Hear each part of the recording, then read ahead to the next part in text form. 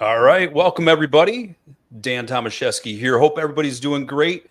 Thank you for joining us for today's event, Mastering Sales Frameworks. We're going to talk about BANT and FAB for success. So, of course, in today's fast paced world of sales, which we all want more sales to help drive our businesses forward, it's crucial to have effective strategies to qualify leads, understand client needs, and ultimately close deals because that's the name of the game, right? So today we're going to be doing a deep dive into two powerful frameworks, as we mentioned, BANT and FAB. And I'm very excited to bring on two experts from OIT VoIP. We've got Alexandria Boyd, Boyd, Director of Revenue and Operations, and Peyton Boyd, the sales manager.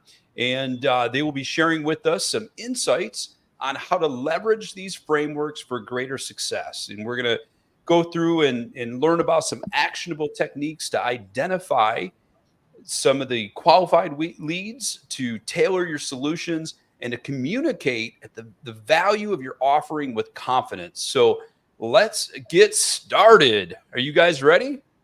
Absolutely. Thank you so much for having us, Dan. It's always a pleasure being on with you and everything MSP. And I am so excited to be joined by Peyton here.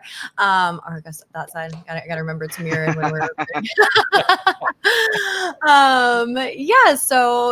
we're very excited to be here. This is something that, we're both very passionate about. Me and Peyton both come from a sales family, so I just feel like it's in our blood. But we both are excited to share this with you. I think, as a sales professional, it's easy to get excited about the close of a deal, right? You want those wins, you want to hit that quota, you want to bring in more money.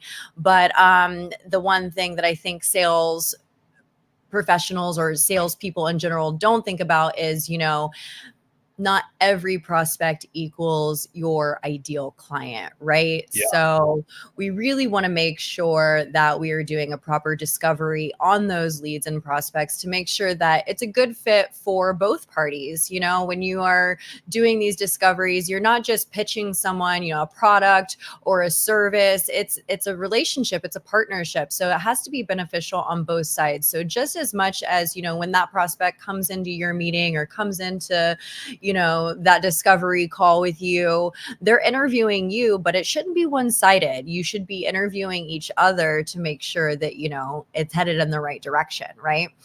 Yeah, absolutely. And I think often anytime we see, the dollar signs, right away, we're all excited, right? We want the business. It's like, yes, much like you alluded to, all revenue is not good revenue, right? We want to make sure that we have a solid fit for us with the client as much as the client with us, right? You mentioned the word partnership and in the relationship, and that's 100% accurate. Peyton, is there anything more you'd want to throw in there on that in that topic in that regard? No, I think Alex put it together. And again, Dan's happy to see you. Good to see you again. And good to be here with Everything MSP. I'm excited for today and excited to show these strategies. Awesome. Absolutely. Yeah, let's go ahead and kick things off. Let's push up our slide deck here. And there we go. We'll kick things off. Alexandra, I'm going to have you kick things off and take the lead. Absolutely. Yeah. So unveiling sales discoveries and the crucial role of lead qualification. So just like everything we said there, I'm sure if you haven't already experienced it, if you're not using some method to qualify your leads, you're probably going to wind up in a situation where you close the deal, you onboard that client, and then you realize just a little too late that that client wasn't the best fit and they ended up costing you money because it's taking more time to service that client than you originally thought. So that's why it's so important to be doing a proper discovery here. So I'm going to go ahead and hop on over to the next slide. So if you remember nothing else today, I want you guys to remember that not every prospect equals the ideal client. So we want to make sure we're really taking time to do a proper discovery to qualify these leads, because as we all know, time is money. So we don't want to waste money and we don't want to waste any time. So that's the main goal here. All right. So why a sales discovery is crucial. So effectively qualifying your leads is going to drive better business success. So again, time is money. We want to make sure we're putting our efforts where it matters. So if you're qualifying these leads appropriately, you're really going to be able to focus your efforts on if their needs align closely with your service offerings, right? So it's going to optimize your resource utilization. And by understanding the client's IT environment and challenges up front, then you can better tailor the services that you offer. So you don't want to just go in and start pitching, everything in your stack. Oh, I can do this for you. I can do that for you. You want to make sure that you're offering the services that they need. So you really got to do a proper discovery and ask those questions so you can figure out what it is. So this is going to help you align their needs closely with your service offerings, because that is the main goal. We don't want to be offering services or recommending tools that, aren't really aligned with their business needs. Yeah, and I think in this particular area, let's face it, our clients, our prospects, they're coming to us because they have a need for someone to manage their technology, and they're looking at this, deer in the headlights. They don't quite understand technology, and they don't need to, right? Because whatever they're doing, if they're selling purple widgets or whatever the case may be, technology isn't their product, but it's a tool that helps them, drive their business forward. And so if we just go in there knowing they're already going to be intimidated by the level of technology discussion, but then if we start throwing everything out there, right, just to try to see what sticks, you've lost them. They're gone. Absolutely. Yeah, it can be very overwhelming, especially if the client isn't, a tech savvy person and they're not fully understanding, and not everyone is willing to say, hey, I don't really understand that. Can you break it down for me? So the last thing you want to do is overwhelm them and run them off. I think in a previous webinar we did together, we talked a lot about prescriptive selling. I love that term so much because it really is a great metaphor. If a client is coming to you, they obviously have a need for something, or there's a pain point that they're trying to fix. So if you take away the sales persona and you think of it as, a doctor, they're coming to you, they have a problem they need to fix. You're prescribing the best solution or the best service. So if you kind of think about it in that frame of mind, I think it really helps put you into a better perspective to really aid your clients and help them in the most beneficial way. Yeah, 100%. Absolutely. So we're going to hop on over now. So how are we going to do this? How we are going to do this is with BANT. This is an old framework. Some of you may or may not know about it, but budget, authority, need, and timeline. So those are the four main things that during this discovery, you really want to get answers to. Now, of course, when you're doing this discovery, we don't just want to say, oh, hey, Mr. Client, what's your budget here? And are you the right person to talk to for this? Or do I need to get on the phone with someone else? That is not the way to go about it. Okay. We want to make this very conversational. We want to make this very comfortable. And one of the easiest ways to do that is just to very simply ask them, hey, look, why don't you tell me a little bit more about you and your business and what your needs are, so I can get a better idea of, how I can help.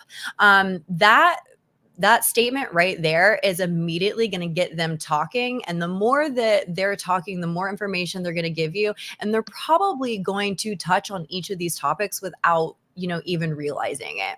So, and if they don't, then that's when you can say, okay, well, you've addressed that, you have this pain point, and, you've said that, you really need this service, by the end of next month, because you're going to be out of contract. So they've told you their needs, they've told you their timeline.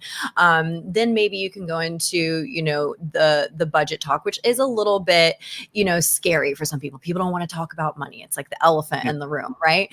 But at the end of the day, everyone knows that, there is a fee associated with service. We are in sales. This is a business, and you got to make sure that they do have the budget for it. So if they're not telling you, what their budget necessarily is, then you could start to, maybe go into some of your pricing options. So maybe you have a tiered structure, maybe it's volume based. You can say, hey, look, this is what we can offer you. These are the packages that we have available. Does that fit into, what you were expecting, hoping for? for or looking for. So it doesn't have to be such like a hard poke and stick, way you go about it. Like I said, you want to keep it very conversational here because you want them to stay comfortable and, freely giving you that information. Yeah, and I think most people greatly respect, having that money discussion, right? Because you want to be respectful of their time and your time, and I think one, it just kind of clears through, gives you that better understanding of what path forward, because you might have multiple options available, and you might be wanting to sell one particular solution and you have to maybe alter your plan of attack. Absolutely. Yeah. And I mean, and once you do have the question, then okay, is it going to push forward? Do we need to readjust? Is it hitting the mark? Or hey, maybe they have no problem with the budget and you can upsell them and offer them more Right. and provide Yep. even more value. And that's what I mean by upsell. I don't mean like, just tack more onto the value, provide more value, help more, because that's Yeah. what we're in the business to do. Right. Absolutely. And and I think the key is I say many, most is really more accurate. Small business, medium-sized companies, they don't have a technology budget. So, sometimes, you're walking in there and, if you're having that budget conversation, they don't really know. So they don't know what they don't know. And they have no concept in some cases of what it takes and what it costs to manage technology, so it is of great value for both parties. Absolutely. And of course, let's not glaze over a timeline too much because that one's a big one too. This one's really going to help you set expectations for both you and the client. You've got to know what their timeline is and if that timeline aligns with yours, right? Because we all know that onboarding a new client does take some time. So do they need services next month? Do they need services yesterday? What are their expectations? They're excited to get going. Can you hit the mark of what they're expecting? So you want to also make sure that you're really setting those expectations for what it's going to look like to move forward with you as well, right? Yeah, 100%. And I think, again, that respect component, if their needs are so urgent and you're not able to fulfill it, you obviously don't want to get yourself into a position in which, you fail, right? So there are scenarios where, maybe you can, accommodate their urgent request, but sometimes you can't. And, to make sure that, you're saving your reputation, there are certain, times where you might have to walk away, and so on. Absolutely. And that's why, it really is beneficial to take a little bit of time and really depict what that ideal client profile looks like for yourself, right?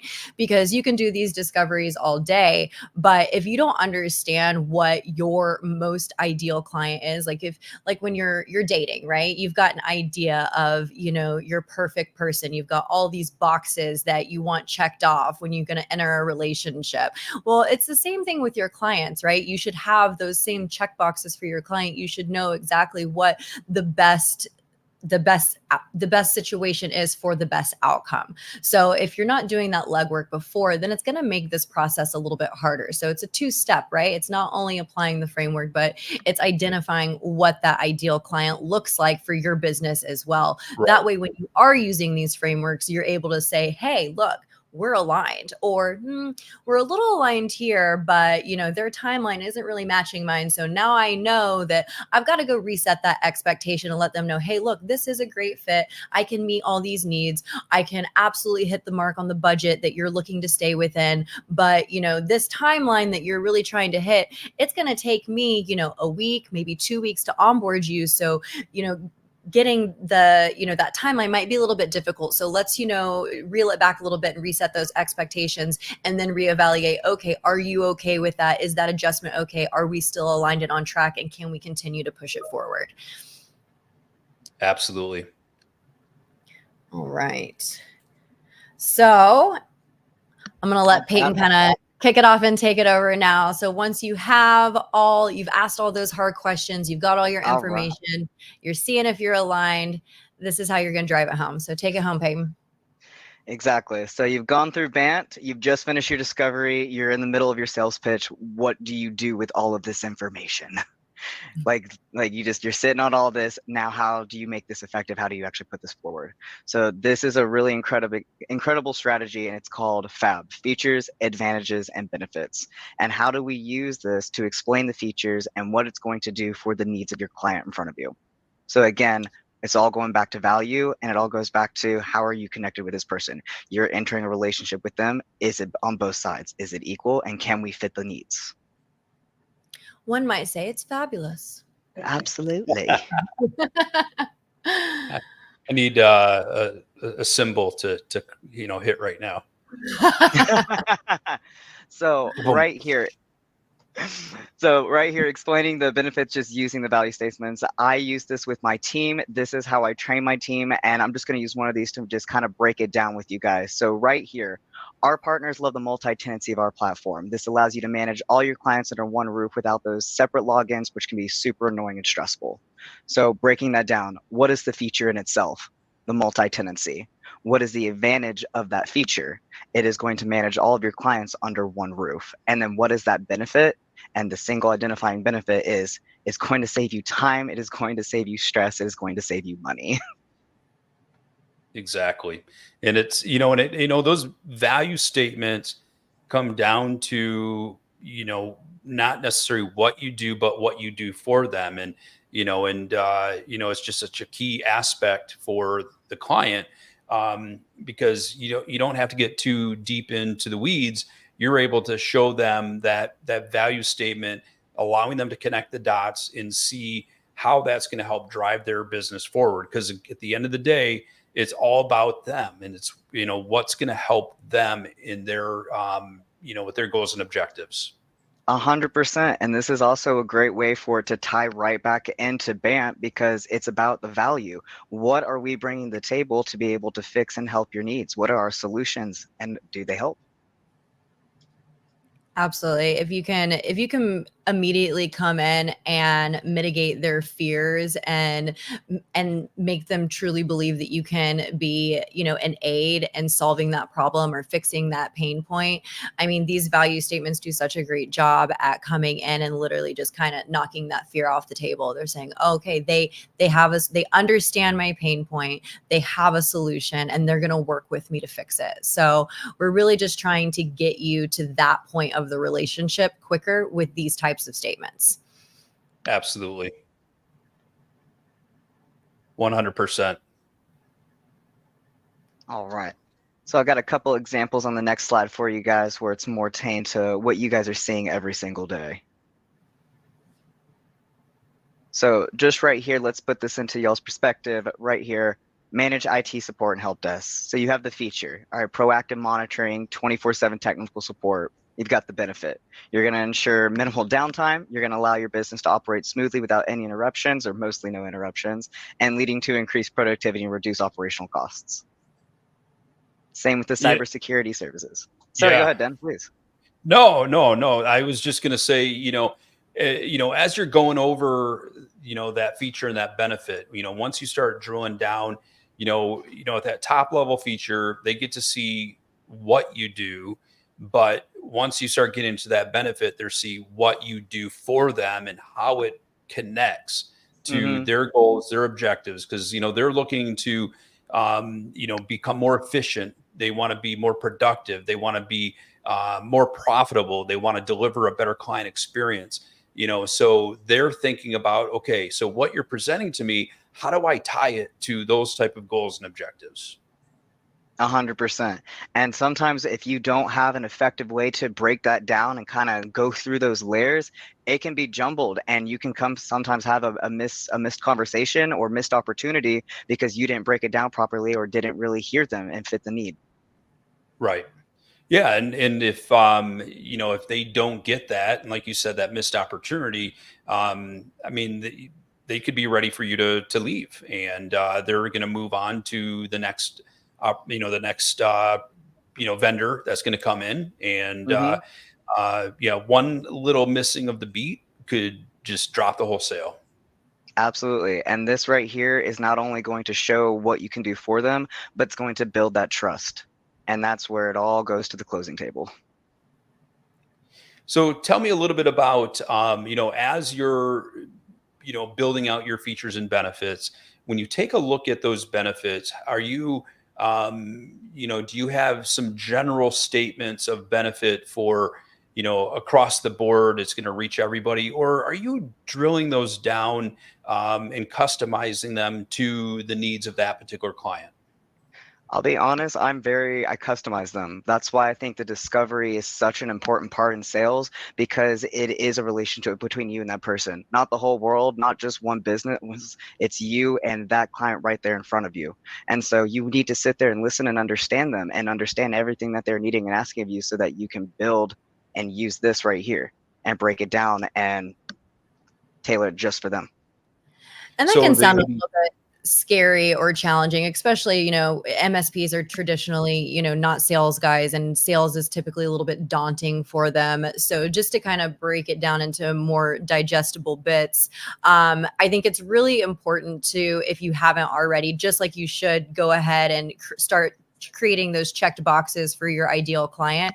Go ahead and put down, all your services or offerings, and what those specific features are, and what the problem that they are fixed, like what is the benefit, what problem are you fixing, how is it helping them. So it kind of starts to paint a picture in your head, and you can explain it even better if you've already done the footwork there. Then once you're going through those discoveries, and they'll say little keywords, right? Like, oh man, I don't have the time for this. So then, okay, so time is the issue. What solutions do I have? What features do I have that's going to help them save time and maximize, their efforts? Then you can go through in your brain and say, okay, these are the top solutions, or these are the top features, and this is what that's how you can start to kind of tailor it specific to that client.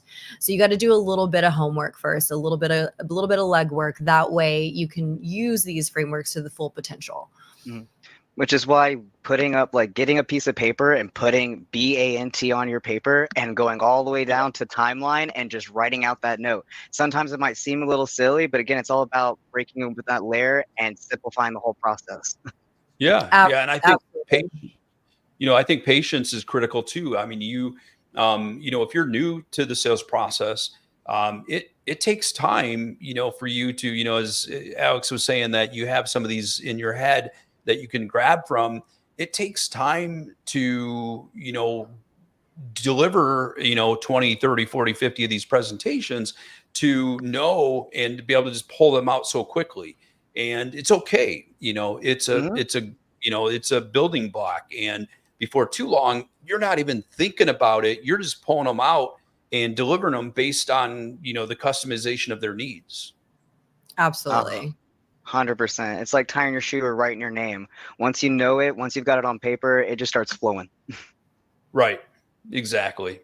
Yeah. When I first started, I came into OIT as just a BDR. And I remember that was at the top of my page for my notes, every sales call. And before I knew it, I was just jotting down notes at that point. I wasn't even writing on paper anymore. I was just typing in my notes, and Salesforce being like, okay, this is what they need at the time.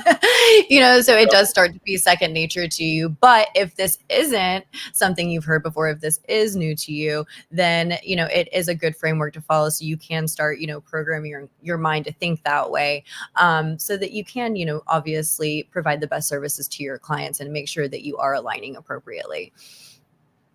Absolutely. And I think, you mentioned, as far as like writing those down, and having that at the top of your paper. I mean, that is, it's the simplest things like that is what helps us to stay on track.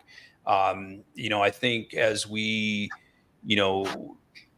take a look at our own businesses, I always like to say, look at your own, look at vendors that come to you, look at, even, your own home. You got people doing door knocking or someone calling you to sell you something. Look at every one of those experiences and see how they've done their discovery, how they're identifying, your needs, and see where they're missing, where are the gaps in their presentation. And, are they eager just to close the deal because they just want to close the deal? Or are they truly and genuinely, concerned and want to learn about what your needs are, and then trying to put in front of that solutions to accomplish that. And I think it's, I love looking at some scenarios, because I sit there and, you listen to someone and you're like, you don't really care about me. You just want a sale. Or you're sitting there thinking, you know what, they have asked some questions that I didn't even think of, and I am so grateful that, they have helped me to think through the process. And I love those scenarios where they're truly, truly, truly solutions oriented, and they have a passion when they wake up about helping others. And we can help them in so many ways, because again, technology is such a critical tool in helping them to accomplish their goals and objectives, that, we take so much of that for granted. And there are so many things that we have to anticipate, anticipating their needs and just helping to think through that process. Absolutely. I mean, you said it pretty perfectly, Dan. I think that that's why asking those qualifying questions are so important, because it really does make the client feel valued, and like you do care about, helping them and getting them to where they want to go. You're not just coming in and saying, oh, this is my product and this is my offering and this is my price and this is why you should buy it. No, you're taking time to get to know them and their business, and you're hearing them out on, their previous, pain points and where they've struggled. And, then you're recommending very specified, solutions tailored to their very specific needs. So it really takes it, out of that salesy, because we've always seen, the sleazy sales guy mentality stuff that, everyone kind of attributes sales to. It takes you out of that category and really puts you into, like I said before, that prescriptive selling mindset. And when you are asking those questions, you're giving them a chance to talk and respond. And I can tell you right now, if you're doing the majority of the talking in the sales call, they are not signing the deal. Right. Yeah. You want them to do the majority of the talking. They should be telling you what they need, and then you should be recommending, how you can help, or, how you can push it forward to the goal line. But if you're doing the majority of the talking, then you're doing something wrong. I remember early on in my sales career, that's how it used to be. Because you don't know what you don't know, so you just get so excited. You just got your products and you just start feature dumping, because you're just like, I can help you. And then it goes to a point where you're finally like, it goes from being sales to a consultant, where you're sitting there and you're actually having real conversations, and you actually are dedicated to their mission and their goals and what they're doing. And it's no longer just like, I'm selling you something, I'm partnering with you, because I can't wait to see the end of that success as well. Yeah. And that's why the FAB comes after the BANT, right? Because you want to ask those qualifying questions first. You want to get to know them first. You want to see if you're aligned first before you start fabbing all over them. Exactly. But I'll I feel like and with the so go ahead, Alex. I was gonna say, I feel like we kind of took over your page, so I'll let you get through the rest of it worked MSP's perfectly. Perspective. Because the next slide is actually, it's all about the conversation, because right here it is just the features, it is just the benefits, but how do we turn these into conversations? How do we sit there and actually engage with somebody? So on the next slide, we kind of put that together. Excellent. So explaining these benefits using these value statements. So again, you just saw all the features, all the benefits right there on that other slide. So now how do we talk about it? So right here, our clients feel safe knowing they are protected from cyber threats and costly data breaches, and empowered to recognize phishing attempts, enhancing both security and peace of mind. That right there is an excellent way of both explaining the features and benefits by just having a simple conversation with the person in front of you. Right. So instead of saying, oh, this is what we offer and this is why you should have it, you could just use one simple value statement, and it clicks. They get it because they understand how you're helping them. So that's the main goal. But you, on your notes, of course, on the other side, during that entire discovery that you were sitting there and listening, are writing right there how you can go ahead and tie this back at the end of the conversation. So it's a tie back. So after you get through, the presentation, the, demo meeting, whatever it is, then you can go back and say, okay, well, this is what you told me. These are the challenges and the problems that you're facing.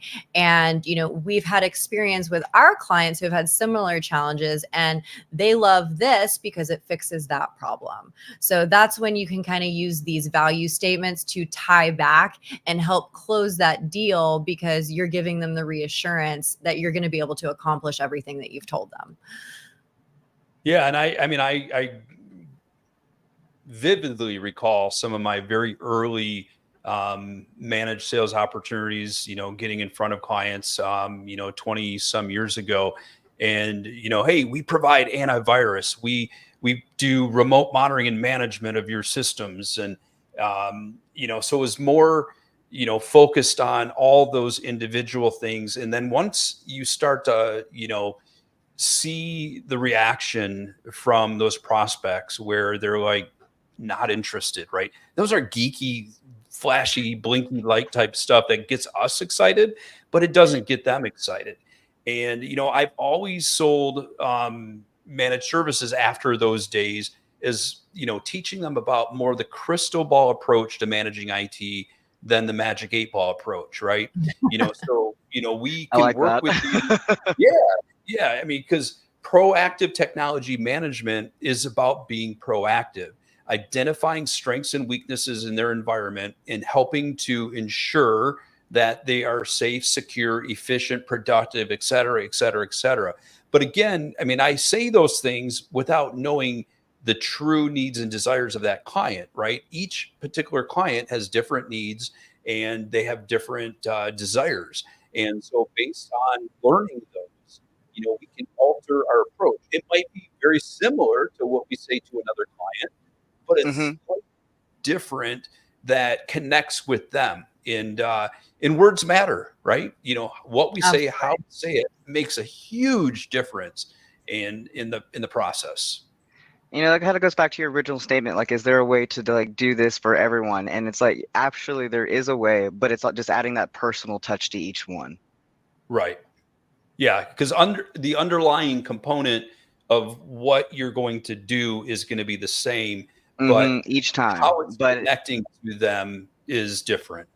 every single time. No, I completely agree. Which is why this can be both so easy, but also as long as you gotta have that listening skill. Yeah, And and like Alex was saying, if you're the only one talking, it's that whole 80-20 rule, right?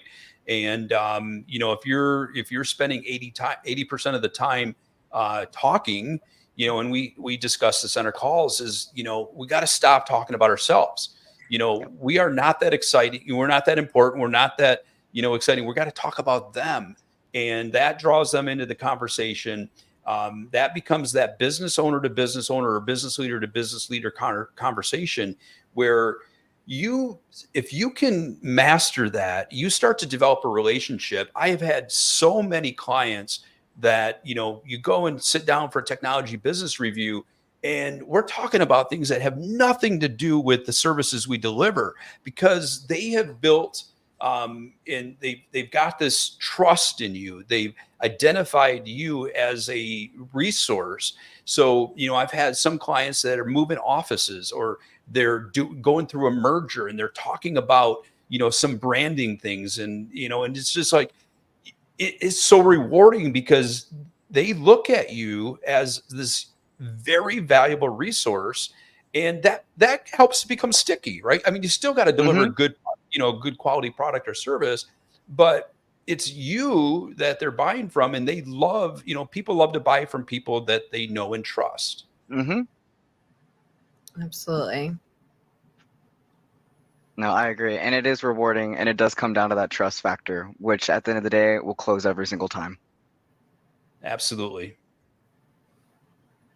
All right, let's go to our did you want to keep touching on those one there? No, Did no, you cover? yeah, I felt like I covered them. I won't read all of them. Luckily, we all got eyes. Yeah. But yeah, just it's breaking down the pieces, and then once you take a little bit of time to break down those pieces and you say, okay, these are all my features, these are all the benefits, then you can start creating these value statements. That way you're not just feature dumping on people. You're taking the time, figuring out what they need, and then you're going and applying these value statements to reinforce what you've already conveyed that you can do for them. Absolutely. And as Mr. Bond says here, salesperson should be a resource at the end of the day. Totally, 100%. Absolutely. I mean, that's what an MSP is, right? You're the trusted advisor. They come to you looking for, the recommendations. You are very consultative. So, that's the role you should, that's the lane you should try to stay in. You don't ever want to just, be pushing things. You want to make sure that it is very tailored to, their specific needs. This next slide touches on something we were talking about before, but this is a podcast I found that was discussing sales discoveries, and one of the quotes that I just really fell in love with was that 80% of the sales process happens in the discovery, and that is when the prospects decide to buy, right? This is their first impression of you. They're interviewing you, you're interviewing them, but if you don't do a proper discovery and really qualify these leads, and you really position yourself as a solution provider, that prescriptive selling mindset, then you could really blow it, and not even mean to. As salespeople, we get excited, right? We're passionate about what we're selling. So, and if you're not, then you're probably not in the right space. So, Yeah. but sometimes that passion can come through just a little bit too much. So you really want to make sure, you're taking the time, you're understanding their needs, you're doing a proper discovery, because this is the most important call. It's that first impression. It's that first date. So you want to make sure that you put your best foot forward, right? And we're going to share this slide deck after too. So if anyone wants to go listen to this podcast, they'll be able to. I'm not going to play it right now for you guys. And read the room. Read the room. Right? Yeah, read the room. Yes. The room. So I did want to just jump back to that last portion of BANT for timeline, because this one it's so important. So not only does it, really set you up to make sure that you're aligned so that you can push forward, but, a few things can be discovered here, right? So you can say, they say, oh, you know what? Well, I'm actually still in contract, so I'm just doing some preemptive, research, and I'm really not going to be able to make any decisions until the end of the year. That's okay. That's not a no. That's a not right now. And now not to waste your time following up with them every week, every month until you can get an answer. Now okay, they don't want to hear from me until the end of the year. And you can say, okay, thanks for giving me your timeline. When would you like to hear back from me? Are you going to be making this decision in November, December? When would be the best time for me to reach back out? You want to go ahead and have a confirmed date or time that you're going to meet with them again. Even if it's not a physical meeting invite that you're sending over, just getting that verbal confirmation of, hey, it's okay for you to reach back out to me at this time. They're going to be so much more likely to pick up that phone call or answer that email if they are expecting it. If you don't take the time to make sure you get that confirmation, you may reach back out and they're not expecting it. They've already talked to 5 other companies. Maybe they don't remember you. Who knows what it is? But just getting that confirmation is such an advantage. And if you don't, you're doing yourself a disservice. So I think that's another really big portion to why the timeline piece is so important. And another thing that may come up here as well is they may tell you that they're shopping other people. They're saying, oh, well, no, I'm not ready to go ahead and schedule another meeting for a follow-up. I've got 2 other demos booked, so I'll get back to you after I get through those. Don't be afraid to ask them, one, who they're researching. Say, oh, if you don't mind telling me who you're looking into, if I have any insight into how we may differ or compare, I'm happy to share that with you. Most of the time, every prospect I've ever talked to has given me the information, and I at least know 1 or 2 of them, and I'm able to give them some insights into how we compare or contrast. And the prospects really appreciate that. And sometimes they'll even go as far as telling you the date and time that demo is booked. And if they do, you better say, say, hey, well, is it okay if I check back in with you that day or the day after just to see Yeah. how it went, get your feedback, even if maybe we're not the best aligned. You can tell me, what you liked better. We love to stay competitive in the space. It gives you an opportunity to see, what else is out there and how you can maybe level up your game. So I think that this portion is really important for that as well. And you need to make sure you're not skipping over that timeline piece, because this is really what is going to set you up for success with the follow-up to be able to close that deal if you're not closing it that day. Yeah, and I think another thing too is that we often feel as if we're asking questions that we shouldn't be asking, and they're 100% okay to ask. Especially in those timeline or who they're meeting with and when they're meeting with them. That just shows that you truly are wanting to be all encompassing as far as this entire sales process. And if the time isn't right for them, the thing that I always say is, we're not going anywhere. We're here for you when the time is right. And, in identifying when that time frame is, you got to make sure that you're recording that. And Alex, were you going to say something? Oh, I was just going to say, absolutely. Right. That it's so important, because also too, it brings it all back to that time is money piece. And if you're not asking these questions and then in your head, you're just like, oh, I'll just follow up with them next week. And then they're not answering, You're following up the next week. Then you're maybe moving it to a monthly check-in, and you're just wasting your time at this point. Right. Because when you could have just asked a simple little question that would have set you up for success, and then you would have got the response that much quicker. So this is really, it's going to help save you time and save you money and effort, right? Which is what we all want to do. No one wants to waste their time or anyone else's, hopefully. So this is really a key factor in making sure that you don't do that. I had a good fun coach way back in the day where I wasn't asking specific questions. I was just too nervous. I just was like, my nerves were just getting to me, and I didn't think about it. And he looked at me and he was like, all right, Peyton, hungry mouths don't get fed if they stay closed.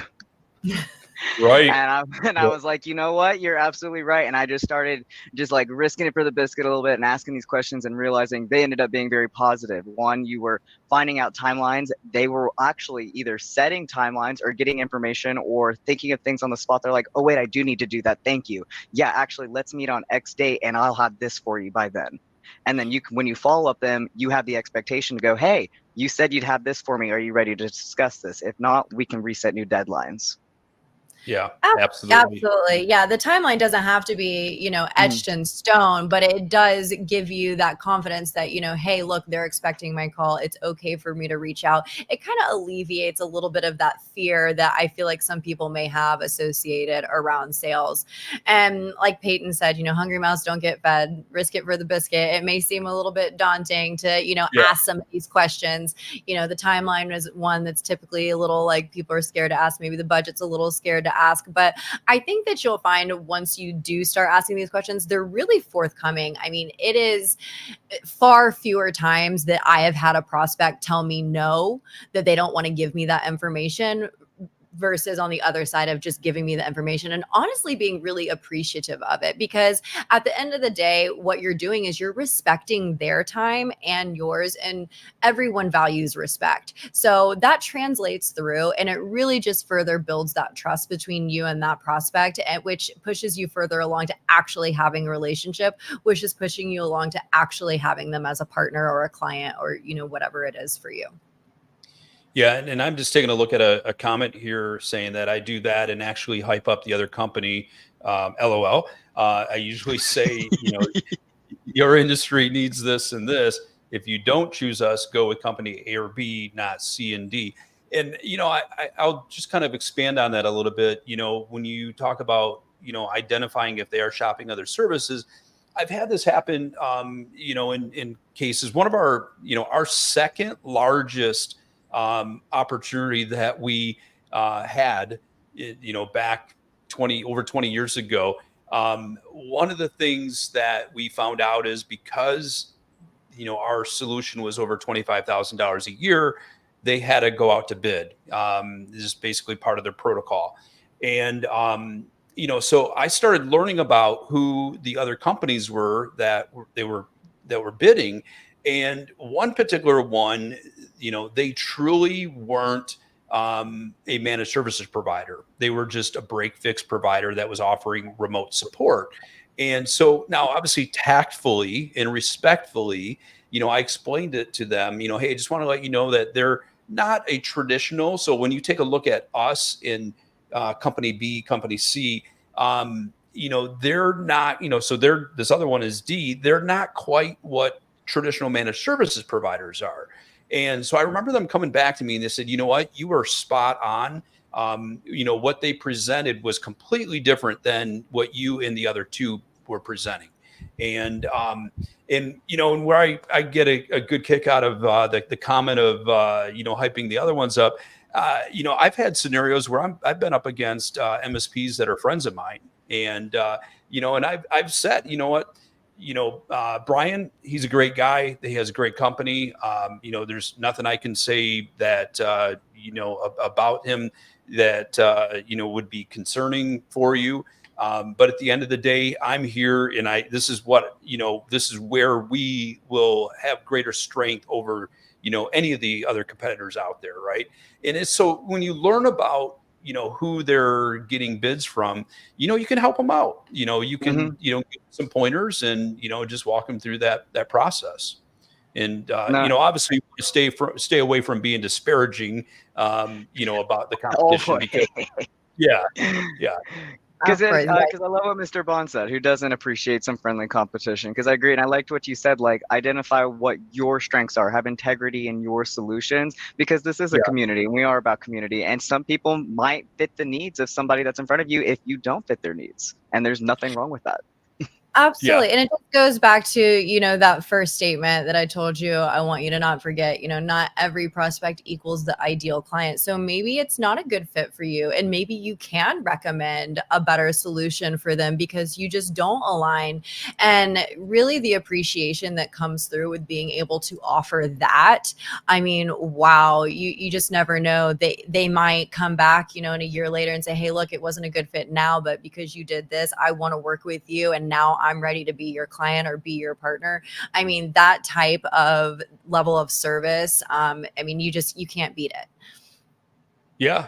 I mean, and it is surprising the number of scenarios like that where, you might lose out on an opportunity, but they may come back around because, especially if you truly identify that they're shopping on price. And, I think sometimes it takes, an organization to live through that in order to really understand, why, but you want to be able to help them as much as possible to avoid that.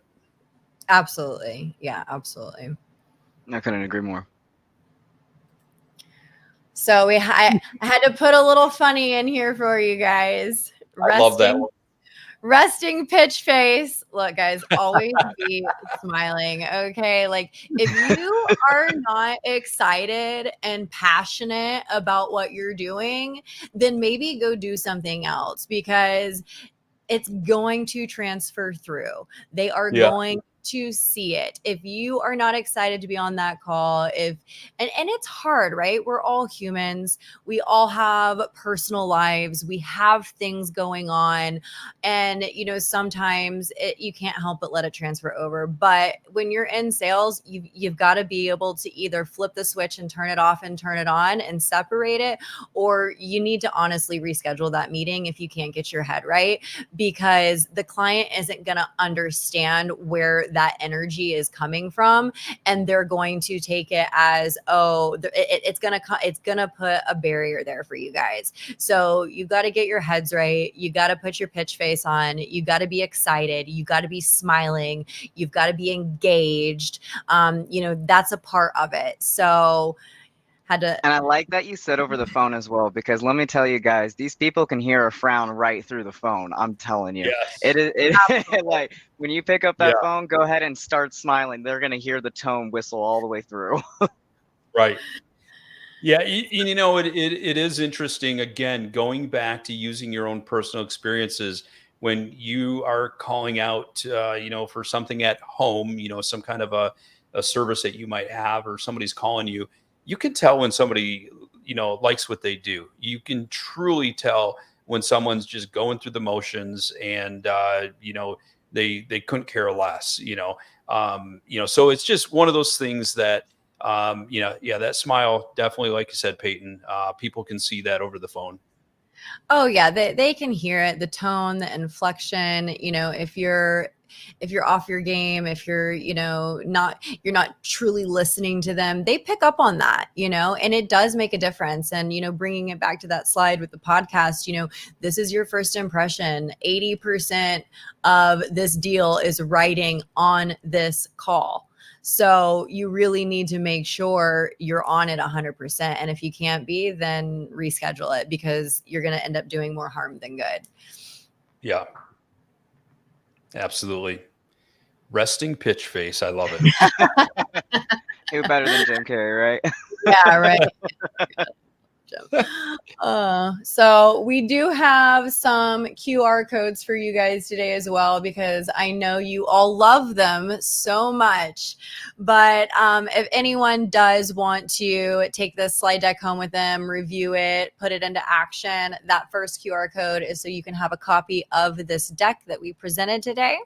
And then we also wanted just to do a little bit more, right? We wanted to give you a little bit more. So that second QR code is actually a breakdown of BANT and how to put it into action, all written down on paper a little bit deeper, so you can actually use that page during your discovery calls. And it tells you how to effectively use it and put it into action, in even more detail than, we kind of just went through conversationally. So I wanted to give you a few little action items to take home and actually put into play here, so everyone is able to bring something away from today.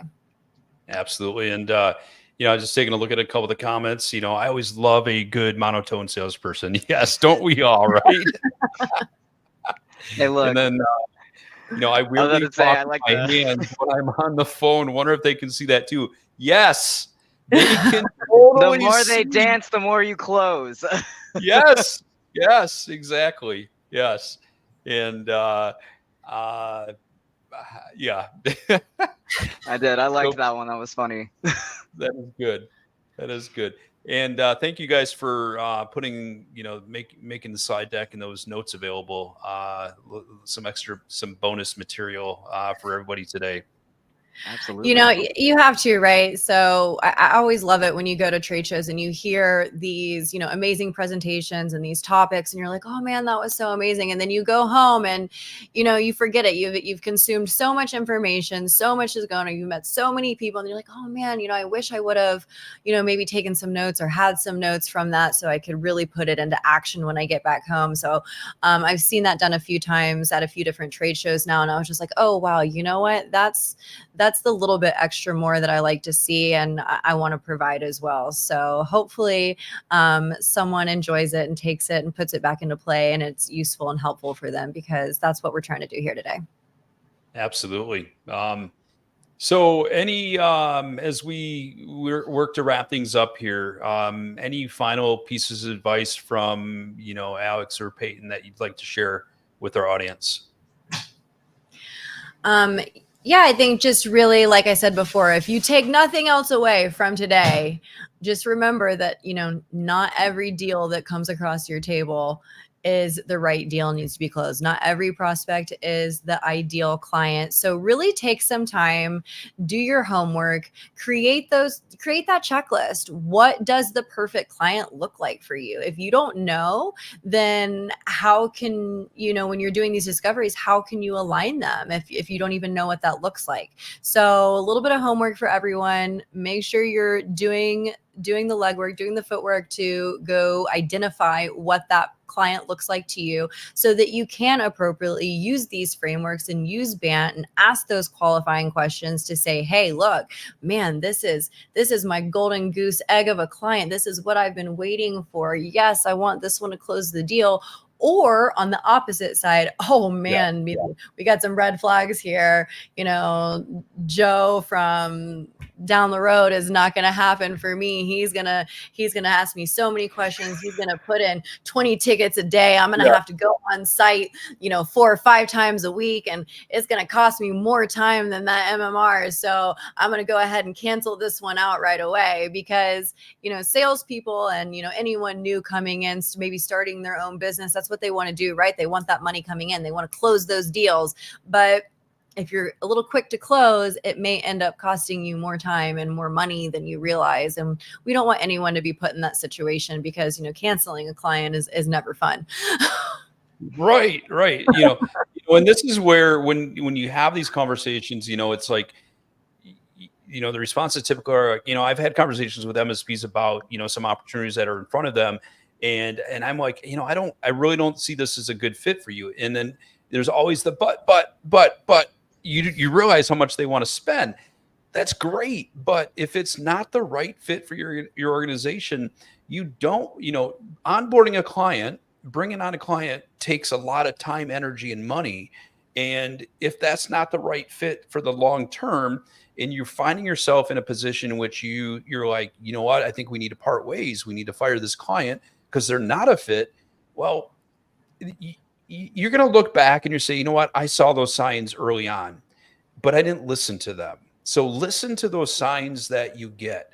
And, when, I'm a firm believer of, trusting your gut. If your gut tells you this is not the perfect opportunity, it's okay to walk away. And it's not only those components of like, hey, are they going to pay the bill on time? Do they truly value technology, where they're going to want to continue to invest in technology? Those things. But then there's also those things that are, those one-off type scenarios where sometimes people come to you and they're like, hey, I want to do this. And it's not really in your wheelhouse, but you could do it. You got to stay in your lane. And it comes down. You really have to. Yeah. And even more so, I mean, if it's not just you and you do have a team, I mean, think about what you're putting your team through with onboarding a client that doesn't align with your service offerings. You're going to burn out your team. You're going to have a lot of churn. You're going to have to be finding replacements. And that's even harder sometimes. So you really want to take a step back and look at the bigger picture and say, hey, is this client really, a good fit, or is it going to end up doing me and my company and my team a disservice here? And, is it going to cause them, more stress maybe? Yeah. And just because you can doesn't mean you should. Absolutely. A hard lesson we all have to learn in many different areas in life, I think. Yeah, exactly. 100%. Peyton, any final words from you, my friend? If you can take anything from anything I've said, dare to be afraid, dare to ask those questions, and dare to write them down, because everything you want is on the other side of fear. Yes, totally. And also remember, BANT before FAB. Yes. Don't feature dump on them. Make sure you qualify before you start being fabulous. Mm-hmm. Totally. Absolutely. Totally. All right, Alexandria and Peyton, thank you so much for being here today, sharing your wealth of knowledge. Always enjoy having conversations with you guys. And thank you so much for your time, as well as all of our audience members. Thank you for listening to us. And until next time, we'll talk to you soon. Take care, everybody. Thanks so much, Dan. Always a pleasure. Thank you, Dan. Thank you.